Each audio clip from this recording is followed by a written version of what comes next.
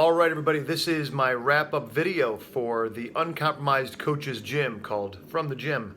And yesterday's call was just nothing but coaching, NBC I call it. 2 out of every 3 calls are content-driven, and there's a lesson, and then we debrief it and coach and all that jazz and give feedback. But this one call that we do each month is just coaching and feedback and coaching and feedback.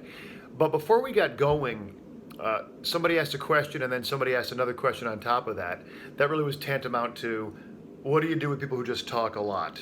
Now, one species was people who just tell a lot of stories, and one was people who just don't stop talking. What do you do with those people? And I'll address that in a moment. We also had a really interesting lesson that came out of the coachings that were done. So I'm going to give you the essential or a bottom line answer for the question that came up, recognizing that it's not going to be an exhaustive answer, and I can only give a little bit of a context and maybe a little tip for all y'all. So people who tell stories and talk a lot. All right, let's just start with the idea and the notion, I guess, recognition that people want to be heard. They want to be heard.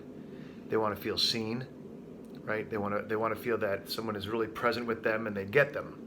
Right, so you just can't cut people off at the knees constantly when they're talking.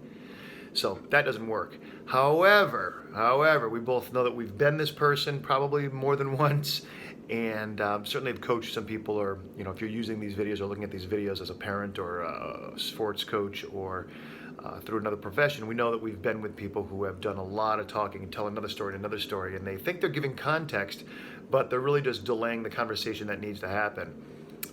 Or they're just talking. And by the way, some people do think out loud, and so they're thinking their way through things. But we've got to do 2 things. One is consciously create a relationship with someone, so our clients or whoever we're speaking with. So we do have permission, so to speak, to interrupt them, intrude on them, and get to the essence of what they're wanting to express. Otherwise, you could just sit there for 15 minutes or longer listening to somebody talk nonstop sometimes. So, do that. By the way, a little interesting nugget here is your client's scammer, that voice that tells them to eat the cake, or tells you to stay up that extra hour or watch that movie, or you don't need to work out today, and all that stuff that sort of sabotages the life that you really want.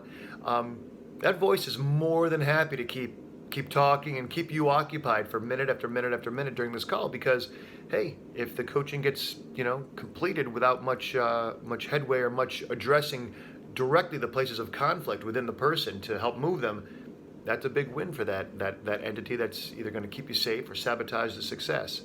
So there's so much more I could say, but I'm going to leave it right there just to get on to the next little nugget from our coaching. And I call it the post-sell. In sales, the post-sell is after the person's already chosen to buy. You might do one more thing to help leverage or solidify that person's decision or confidence in having made that decision. So a simple example might be you buy a car, and then the salesman calls you back that night or the next day 2 days before delivery, and says, Ron, I just want you to know you made a great decision. That car is blah, blah, blah, or whatever, something like that. Or even like, how excited are you that you're going to be driving the new 2018 such and such? And here you are going, even if you were questioning it a little bit, I don't know if I really should. Maybe I shouldn't have done that. And then he asked that question or she asked that question, and you go, I'm actually kind of excited. I'm excited. Yeah, I'll tell you what, that is an excellent car. That's an excellent car. Now, as a coach, you would say, hey, what kind of man shows up and does those 3 things that you've committed to do? And then your client would probably say, well, a man of discipline and courage. Yeah, that's what you are. You're a man of courage. This is just how you roll. This is what you do.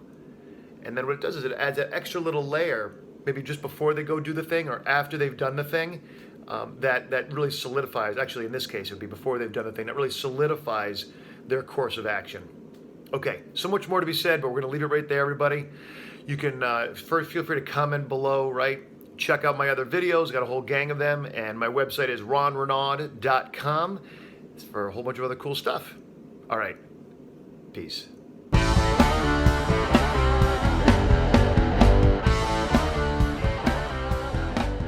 If you got something from this video, click like and subscribe in the center of the screen. There's a lot more videos and interviews on my channel.